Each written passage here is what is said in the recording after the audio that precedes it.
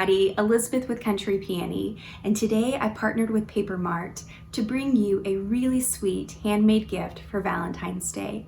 So today we're going to be making flower bouquets made out of crepe paper. The beauty in this DIY is that it's fully customizable.